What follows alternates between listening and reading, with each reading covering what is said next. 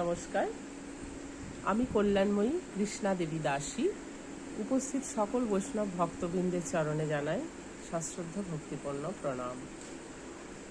চৈতন্য চরিতামৃত গ্রন্থের আদি লীলার দ্বিতীয় পরিচ্ছেদের 117 নম্বর শ্লোকটি আমি বলার চেষ্টা করছি।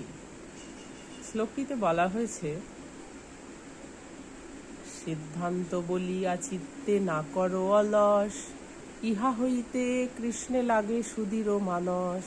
অর্থাৎ শ্লোকটির অনুবাদ এরকম যে আলস্যবশত পাঠক যেন এই সিদ্ধান্ত আলোচনার কথা শ্রবণ করার ব্যাপারে অবহেলা না করে, কারণ এই সিদ্ধান্ত আলোচনার কথা শ্রবণ করার ফলে কৃষ্ণের প্রতি অনুরাগ, কৃষ্ণের প্রতি মন অনুরক্ত হয়ে ওঠে।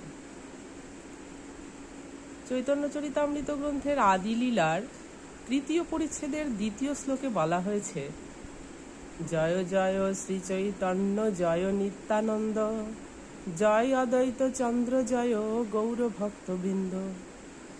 এই শ্লোকের অর্থ এরকম বলা হয়েছে, পরমেশ্বর ভগবান শ্রীকৃষ্ণ চৈতন্য মহাপ্রভুর জয় হোক, শ্রী নিত্যানন্দ প্রভুর জয় হোক,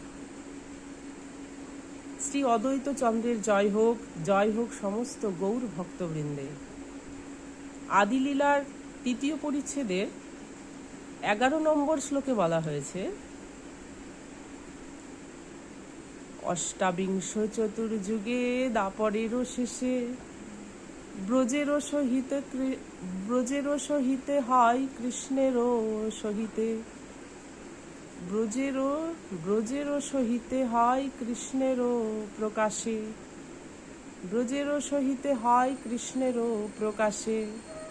অর্থাৎ শ্লোকটির অর্থ এরকম যে পরমেশ্বর ভগবান শ্রীকৃষ্ণ কখন আসেন এই বিষয়ে বলা হয়েছে। অষ্টাবিংশ চতুর্যুগে অর্থাৎ 28